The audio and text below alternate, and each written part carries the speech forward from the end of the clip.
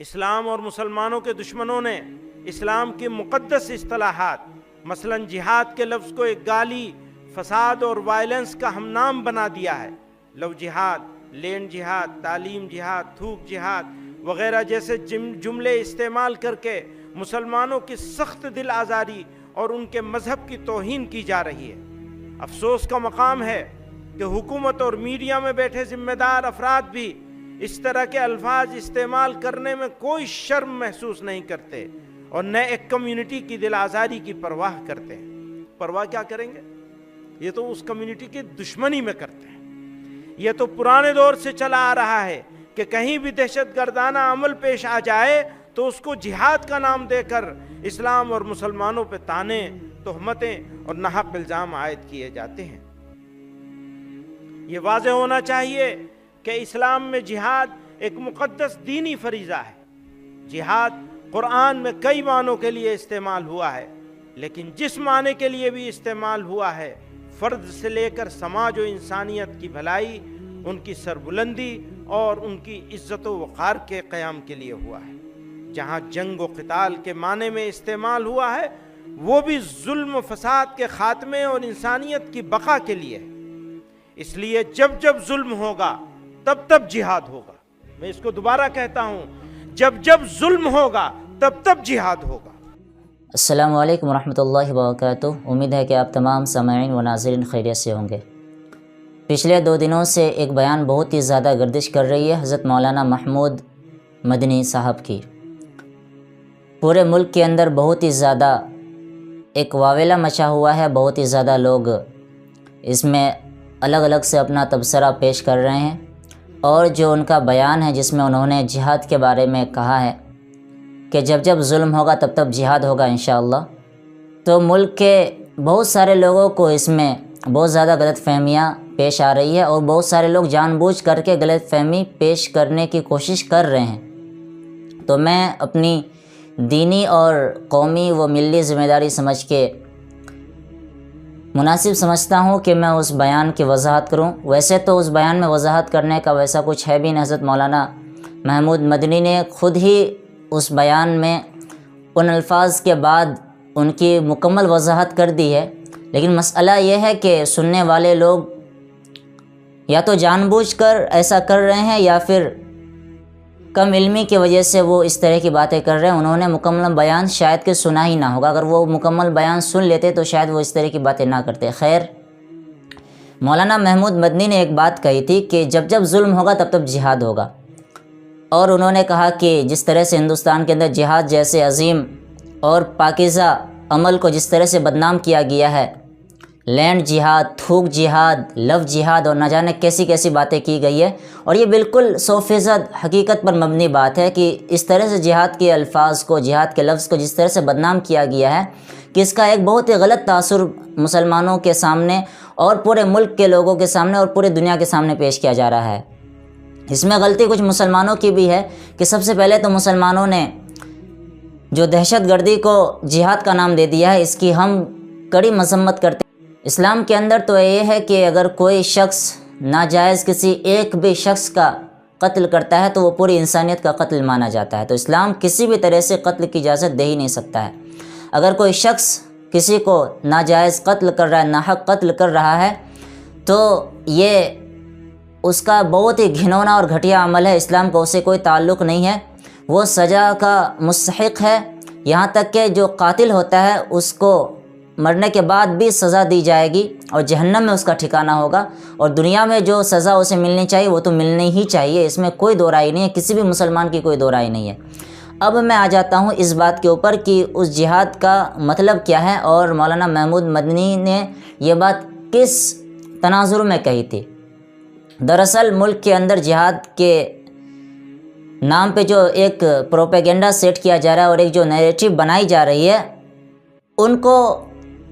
Clear کرنا ان کا مقصد تھا۔ انہوں نے اپنے بیان کے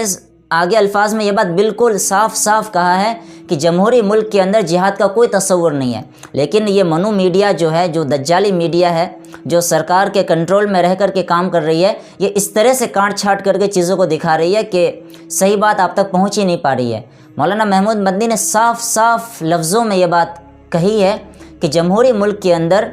اس طرح کے جہاد کا کوئی تصور نہیں ہے، تو آپ پھر کہیں گے کہ وہ پھر کس جہاد کی بات کر رہے ہیں اور کس جہاد کے وہ انکار کر رہے ہیں، یا یہ کہہ سکتے ہیں کہ وہ کس جہاد کے خلاف بات کر رہے ہیں کہ کون سی جہاد ہونی چاہیے اور کون سا جہاد نہیں ہونا چاہیے۔ تو انہوں نے جس جہاد کی بات کی وہ اصل میں جد و جہد کی بات ہے، کہ انہوں نے یہ بات کہی تھی کہ تمام آسمانی مذاہبوں میں جہاد جیسے مبارک عمل کو ترجیح دی گئی ہے اور اسے بہت ہی معتبر مانا گیا ہے، اور یہ بات بالکل صحیح ہے۔ جہاد کا ہم اصل معنی اور مفہوم سمجھے، جہاد کہتے ہیں جد و جہد کرنے کو، کسی بھی چیز کے لیے اسٹرگل کرنے کو۔ اس کا یہ مطلب نہیں ہے کہ آپ بم لے کر کے پھٹ جائیں، آپ کسی کو سامنے سے جا کر کے تلوار مار دے، گولی مار دے، اس کا یہ بالکل قطعی مطلب نہیں ہے۔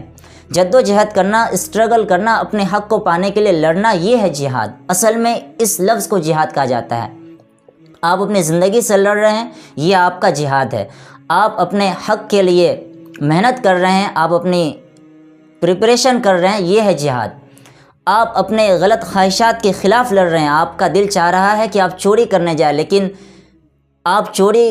سے نکل کے آپ ایک اچھے کام کی طرف جا رہے ہیں، تو یہ ہے آپ کا اپنے نفس کے خلاف جہاد۔ آپ کا من کر رہا ہے کہ آپ کسی لڑکی کی طرف آپ اٹریکٹ ہو رہے ہیں، آپ کی غلط خواہشیں ابھر رہی ہیں اندر سے، لیکن آپ اپنے خواہشوں کو دبا رہے ہیں اور ان گناہوں سے بچ رہے ہیں، تو یہ ہے جہاد۔ اصل میں اس کا کہنے کا خلاصہ یہ ہے۔ اور اس کے بعد جو اصل میں جو قتال جو ہوتا ہے، جسے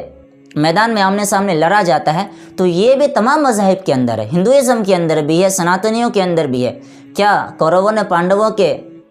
خلاف اور پانڈووں نے کورووں کے خلاف جنگ نہیں لڑی تھی؟ وہ دھرم یدھ تھا، اور وقتاً فوقتاً یہ چیزیں ہوتی آ رہی ہے۔ تو پانڈو کیوں لڑے تھے؟ یہ آپ سب کو معلوم ہوگا کہ مہا بھارت کیوں ہوا تھا۔ اس کے بہت سارے وجوہات تھی، آخری وجہ یہ تھی کہ جس طرح سے ماتا دروپدی کا چیر ہرن کیا گیا تھا، اس کا وستر جو ہے کہ وہ پورے بھری سبھا کے اندر کھینچا گیا تھا، اس کے بعد ہی پانڈووں نے یہ نرنے کر لیا تھا کہ ہم اس کی عزت کی خاطر ہم لڑیں گے اور ہم کورووں کو ان کی صحیح جگہ ان کو دکھائیں گے۔ ایک استری کے لیے انہوں نے یہ لڑائی لڑی تھی، اور یہ بالکل صحیح تھا، وہ لڑنا ہی تھا۔ اسی طرح سے آپ دیکھیں گے کہ رامائن کے اندر بھی آپ دیکھیں گے کہ شری رام چندر جی نے بھی راون کے خلاف جنگ لڑی تھی، تو وہ سارے دھرم یدھ تھے۔ اسی کو اسلام کے اندر جہاد کہا جاتا ہے، کہ ظلم کے خلاف لڑنا اور سچائی کا، صحیح چیز کا ساتھ دینا، یہی جہاد ہے، اسی کو جہاد کہا جاتا ہے۔ لیکن ملک کے اندر اسی طرح کا عجیب و غریب پروپیگنڈا کیا جا رہا ہے، اور بہت زیادہ منفی پروپیگنڈا چلایا جا رہا ہے۔ یہ بہت غلط بات ہے، بہت غلط تاثر پیش ہو رہا ہے۔ آپ تھوڑا سا وقت نکال کر کے مولانا محمود مدنی کے مکمل بیان کو آپ اگر سن لیتے تو آپ کو اس طرح کی باتیں کرنے کی نوبت ہی نہ آتی۔ اب میں مسلمانوں کی طرف آ جاتا ہوں۔ جو تو غیر ہیں وہ تو خیر کچھ بھی بول ہی رہے ہیں، جو ہمارے مسلمان ہیں، بلکہ مسلمانوں میں جو علماء کرام ہیں، نام نہاد علماء کرام ہیں، وہ بھی عجیب و غریب تبصرہ کر رہے ہیں۔ انہیں تو کم از کم عقل سے کام لینی چاہیے، ان کے سامنے تمام حقائق ہیں، وہ تو سب جانتے ہیں کہ جہاد کا اصل مقصد کیا ہوتا ہے، جہاد کس نوعیت پہ کی جاتی ہے، کب جہاد فرض ہوتا ہے، اور جہاد کے کیا اصول و ضابطے ہیں، وہ سارا تو ان کو پتہ ہے۔ انہیں تو کم سے کم یہ بات سمجھنی چاہیے تھی کہ وہ صحیح سے اس پورے بیان کو سنتے اور اس کے بعد ایک صحیح تاثر پیش کرتے۔ غیر تو غیر مسلمان خود مولانا محمود مدنی کے اس بیان کے خلاف آ گئے۔ ہم اس کی کڑی مذمت کرتے ہیں۔ مولانا محمود مدنی نے جو باتیں کہیں وہ 100% درست کہی ہے، اس میں کوئی غلط بات انہوں نے نہیں کہی ہے، کوئی اغلام بازی انہوں نے نہیں کیا ہے۔ اب میں جہاد کا ایک مختصر سا فلسفہ آپ کے سامنے پیش کر دوں۔ جہاد کا جو فلسفہ ہے، جو جہاد کس نوعیت پہ کی جاتی ہے، جب کوئی بھی چارہ کار نہیں بچتا ہے، ڈائلاگ سے بات نہیں بنتی ہے، آپ کے پاس کوئی حل نہیں ہے، سامنے والا دشمن آپ کے سر پہ سوار ہے اور وہ کسی بھی قیمت میں ہٹنے کو تیار نہیں ہے، تب جا کے آپ اپنی ڈیفینڈ کے لیے، اپنے بچاؤ کے لیے آپ جہاد کرتے ہیں۔ آپ اس کے بعد جو ہے کہ آپ اپنے جان کو قربان کرنے کے لیے کہ ذلت کے موت سے بہتر ہے کہ ہم لڑ کے مر جائیں، تب جا کر کے جہاد کیا جاتا ہے۔ ایسا نہیں ہے کہ آپ کو من کیا کہ فلاں شخص جو ہے کہ غیر مسلم ہے، ہم جاتے ہیں اس کو پکڑتے ہیں، اس کو اسلام قبول کرنے کہیں گے، نہیں کرے گا ہم اسے مار دیں گے۔ یہ اسلام کا طریقہ نہیں ہے۔ اگر ایسا ہوتا تو نبی صلی اللہ علیہ وسلم کے زمانے میں خانہ کعبہ کے اندر 360 مورتیاں رکھی ہوئی تھی۔ آپ صلی اللہ علیہ وسلم نے نبوت کا اعلان کیا تو سب سے پہلے تو وہ جا کر کے مورتیوں کو جا کر کے توڑنا شروع کر دیتے، لیکن انہوں نے ایسا نہیں کیا۔ جاتے اپنے کنبہ برادر کے لوگوں کے خلاف لڑنا شروع کرتے، ایسا انہوں نے نہیں کیا۔ انہوں نے دعوت چلائی، انہوں نے ایک ایک کو سمجھایا، توحید کی جو اصل حکمت ہے، توحید کا جو اصل پیغام ہے وہ انہوں نے بتایا۔ ایک پوری جو ہے کہ جماعت انہوں نے تیار کی۔ اس کے بعد بھی جو سب سے پہلا جو جنگ ہوا تھا، جو سب سے پہلی جنگ ہوئی تھی، جنگ بدر، وہ بھی باقاعدہ ایسے نہیں لڑی گئی تھی۔ مسلمان تو انہیں روکنے گئے تھے، بس ایسے ہی گئے تھے، ورنہ آپ کو پتہ ہے کہ جنگوں میں تو نوجوان لوگ جاتے ہیں، مرد جاتے ہیں اور بالکل تیار ہو کے جاتے ہیں، لیکن وہاں پہ آپ کو پتہ ہے 313 لوگ تھے، اس میں عورتیں تھیں، بچے تھے، ضعیف لوگ تھے، اور نہ تو ان کے پاس کوئی صحیح سے جنگی ساز و سامان تھا، نہ کچھ تھا، بس وہ اچانک سے ایک جنگ ہو گئی تھی مجبوراً۔ تو آپ اس سے بالکل اندازہ لگا سکتے ہیں کہ اسلام کتنا ان ساری چیزوں کا خیال رکھتا ہے۔ اور بالفرض اگر جہاد ہو بھی جائے تو جہاد کب ہوتا ہے؟ اسلامی حکومت ہونی چاہیے، جہاد کے لیے سب سے پہلے ضروری ہے اسلامی حکومت ہو، اسلامی خلافت ہو، خلیفہ کے حکم کے آرڈر کے اوپر جہاد کا اعلان ہوتا ہے، خلیفہ ہونا ضروری ہے۔ ایسے ہی کوئی اپنے من سے شروع کر دے ایسا نہیں ہوتا۔ یہی بات مولانا محمود مدنی صاحب نے کہی کہ کوئی بھی بندہ فردن یا انفرادی طور پہ جہاد نہیں کر سکتا ہے، یہ جمہوری ملک میں اس کی کوئی اجازت ہے ہی نہیں ہے، اس کا کوئی تصور ہی نہیں، اجازت تو دور کی بات ہے، کوئی تصور ہی نہیں ہے، کوئی نہیں کر سکتا ہے۔ اگر ہم یا آپ یا کوئی بھی اگر اس طرح کا کرنے کی کوشش کرے تو ہم قانون کے بھی خلاف جا رہے ہیں، آئین کے بھی خلاف جا رہے ہیں، اور ہم اسلام کے دستور کے بھی خلاف جا رہے ہیں، ہم ہر زاویے سے غلط کر رہے ہیں۔ کوئی بھی شخص اگر ایسا کر رہا ہے تو وہ بددین ہے، اس کا اسلام اور مذہب سے کوئی تعلق نہیں ہے، وہ اس کا اپنا نظریہ، اس کا اپنا عمل ہے۔ خیر، اس کے باوجود بھی اگر خدا نہ خواستہ کہیں پہ اگر ہوتی بھی تھی جہاد، جب صحابہ کرام کے زمانے میں، صلی اللہ علیہ وسلم کے زمانے میں جب جہاد ہوتا تھا تو کس طرح سے ہوتا تھا؟ اس طرح نہیں ہوتا تھا کہ کسی بھی ملک کے اوپر جا کے اٹیک کر دیتے تھے، ایسا نہیں ہوتا تھا، ڈیفینڈنگ میں لڑتے تھے، وہ بھی پہلے ڈائلاگ سے کوشش کرتے تھے کہ بات حل ہو جائے، کسی بھی طرح سے بات چیت سے بات حل ہو جائے۔ جب نہیں ہوتا تھا تب جا کر کے جہاد شروع ہوتا تھا۔ اس وقت بھی آخری بار بھی ان کو موقع دیا جاتا تھا کہ اگر کوئی بیٹھ کے بات چیت کرنے سے اگر بات حل ہو جاتی ہے تو بہتر ہے، آپ جزیہ دے دیں یا آپ ہماری حکومت تسلیم کر لیں، آپ اسلام قبول کر لیں۔ کوئی بھی بات نہیں ہوتی تھی، تب جا کر کے جہاد کا اعلان ہوتا تھا، جنگ کا اعلان ہوتا تھا۔ اس میں بھی یہ اتنا خیال رکھا جاتا تھا کہ عورتوں کے اوپر حملہ کرنے کی اجازت نہیں تھی، بچوں پہ حملہ کرنے کی اجازت نہیں ہے۔ اسلام کے اندر جہاد اگر بالفرض کبھی ہو بھی تو عورتوں پہ حملہ کرنے کی قطعی اجازت نہیں ہے، جنگ کے میدان میں بھی نہیں ہے۔ ایسے تو آپ تصور ہی نہیں کر سکتے ہیں جو ہمارے ملک کے اندر جو حادثات جو ہو رہے ہیں، یہ بہت ہی گندی اور بہت ہی شرمناک حادثات ہیں، اس کی ہم کڑی مذمت کرتے ہیں۔ یہ اسلام کے بالکل روح کے خلاف ہے، اسلام کے زاویے کے خلاف ہے، اسلام کا اس میں کوئی تصور نہیں ہے۔ خیر، تو آپ عورتوں کے اوپر حملہ نہیں کر سکتے، بچوں پہ حملہ نہیں کر سکتے، ضعیفوں پہ حملہ نہیں کر سکتے، ان لوگوں پہ حملہ نہیں کر سکتے جو آپ کے خلاف لڑنے نہیں آئے ہیں، یہاں تک کہ ان لوگوں کے بھی خلاف آپ نہیں اپنا ہتھیار اٹھا سکتے ہیں جو آپ کے سامنے تو کھڑے ہیں لیکن انہوں نے ہاتھ اٹھا دیا ہے، انہوں نے پناہ مانگ لی ہے، انہوں نے سرنڈر کرنے کا اگر کہہ دیا ہے تو آپ اسے بھی نہیں مار سکتے۔ یہاں تک اسلام نے خیال رکھا ہے۔ آپ مذہبی اداروں کو ٹارگیٹ نہیں کر سکتے، مذہبی اداروں کو لوٹ خسوٹ نہیں کر سکتے، انہیں منہدم نہیں کر سکتے ہیں۔ مذہبی اداروں کے اندر جو مذہبی پیشوا ہیں، کسی بھی مذہب کے ہو، چاہے وہ یہودی ہو، نصرانی ہو، ہندو ہو، پارسی ہو، جین ہو، کوئی بھی ہو، مذہبی پیشوا کو آپ نہ تو قتل کر سکتے ہیں، نہ ہی ان سے لڑ سکتے ہیں۔ ان ساری چیزوں کا خیال اسلام کے اندر رکھا گیا ہے۔ تو جو ایک نیریٹو سیٹ کیا گیا ہے وہ اصل میں لا علمی کی وجہ سے اور کم علمی کی وجہ سے ہے۔ تو میری برادران وطن سے، ہمارے ہندو بھائیوں سے ادباً گزارش ہے کہ آپ سوشل میڈیا کے ان آدھے ادھورے کلپس پر آپ یقین نہ کریں، اور اگر آپ کو واقعی میں اسلام کے بارے میں جاننا ہے تو آپ علماء کرام سے رابطہ کریں اور آپ ان سے پوچھیں، آپ کے ذہن میں جو بھی شکوک و شبہات ہے آپ پوچھیں۔ آپ کو قرآن کریم کی کسی آیت سے دقت ہے، آپ کو لگ رہا ہے کہ قرآن کریم کی اس آیت میں جہاد کے بارے میں کہا گیا ہے، اس میں کہا گیا کہ کافروں کو جہاں بھی دیکھو وہاں بھی مار دو، تو آپ کو ایک الگ طرح سے چیزیں آپ کے سامنے پیش کی جا رہی ہے، کاپی پیسٹ چل رہا ہے، واٹس ایپ کے اندر وہ چیزیں پیسٹ کی جاتی ہے اور آپ اسی کو پڑھ کے آگے بڑھا دیتے ہیں، تحقیق کچھ نہیں کر رہے ہیں۔ آپ اس کا باقاعدہ خود مطالعہ کریں، اور آپ سے نہیں ہو پا رہا ہے تو آپ کسی بہترین عالم دین کے پاس جائیں اور انہیں پوچھیں کہ اس آیت کا کیا مطلب ہے، یہ آیت کس سندرب میں لکھی گئی تھی، کس سندرب میں یہ آیت اتاری گئی ہے، اس کا کیا پس منظر ہے، وہ آپ کو بتائیں گے، پورا ڈیٹیل کے ساتھ آپ کو بتائیں گے اس کا کیا پس منظر ہے، کیا نوعیت ہے، کیوں یہ نازل ہوئی تھی، یہ ساری چیزیں ایک الگ وے کے اندر ہیں۔ میری تمام لوگوں سے ادباً گزارش ہے کہ اس طرح کی چیزوں کو اس طرح سے ہائی لائٹ نہ کریں، ملک کے اندر امن و امان کو قائم کریں، آپس میں اتحاد اور اتفاق کو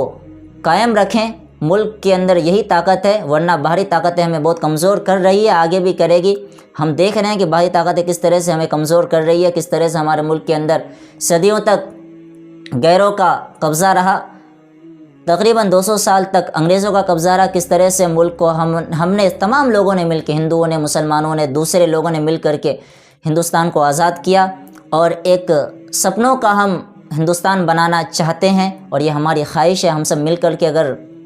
ملک کے وفاداری کریں گے، اس میں کنٹریبیوٹ کریں گے تو ملک ترقی کرے گا، ہم بھی ترقی کریں گے، آپ بھی ترقی کریں گے، ملک ترقی کرے گا، ہماری آنے والی نسل ترقی کرے گی۔ لیکن اگر ہم آپ کے خلاف نفرت رکھیں گے، آپ ہمارے خلاف نفرت رکھیں گے، تو اس کا فائدہ چند لوگ اٹھائیں گے، چند پولیٹیشینز اٹھائیں گے، چند پونجی پتی اٹھائیں گے، اور دوسرے لوگ اٹھائیں گے، ہمارا بھی نقصان ہوگا، آپ کا بھی نقصان ہوگا۔ اس لیے ہم سب اس بات کا خیال رکھیں کہ ہم اور آپ، ہم سب ایک ہیں، ہم سب مٹی سے بنے ہیں، ہمارے اور آپ کے جسموں کے اندر ایک ہی کلر کا خون دوڑ رہا ہے، آپ کے جسم کے اندر بھی وہی لال رنگ کا خون ہے، ہمارے جسم کے اندر بھی وہی لال رنگ کا خون ہے، آپ کے بھی پریوار بال بچے ہیں، ہمارے بھی پریوار بال بچے ہیں،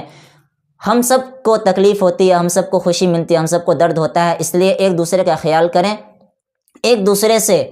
نا اتفاقی کو دور کریں، جو آپ کے ذہن میں کنفیوژنس ہیں وہ آپ ایک دوسرے سے شیئر کریں، اسے پوچھیں، اپنے دل میں نفرت نہ رکھیں۔ مسلمانوں سے بھی کہتا ہوں کہ آپ غیر مسلموں سے بہتر تعلقات بنائیں، ان سے بہتر رشتہ بنائیں، آپ ان کا دل جیتے، آپ ان کو اسلام کا صحیح تصور ان کے سامنے پیش کریں، آپ اپنے اخلاق سے، اپنے کردار سے، اپنے رہن سہن سے، اپنے چال چلن سے، اپنے تہذیب و تمدن سے انہیں یہ بتائیں، انہیں یہ باور کرائیں کہ اسلام دہشت گردی کا مذہب نہیں ہے، اسلام امن و سلامتی کا مذہب ہے، اسلام ایک ایسا نظام حیات ہے جو تمام انسانیت کے لیے بھلائی چاہتا ہے، تمام انسانیت کی بھلائی چاہتا ہے۔ صرف مسلمان یا ہمارے نبی صلی اللہ علیہ وسلم صرف مسلمانوں کے نبی نہیں ہیں، وہ تمام انسانیت کے نبی ہیں۔ یہ ساری چیزیں ہمیں بتانی پڑے گی، ہمیں ایکسپلین کرنا پڑے گا، ہمیں اپنے پریکٹیکل لائف سے اسے ریپرزینٹ کرنا پڑے گا، ہمیں اپنے پریکٹیکل لائف میں اسے دکھانا پڑے گا، تب جا کر کے لوگ ہماری چیزوں کو مانیں گے۔ وہ ہماری کتابوں کو بعد میں پڑھتے ہیں، میں کئی دفعہ یہ بات کہا ہوں، وہ ہمارے شخصیت کو پہلے دیکھتے ہیں، وہ ہمیں پہلے پڑھتے ہیں۔ اس لیے ہمیں اپنے آپ کو سدھارنے کی ضرورت ہے۔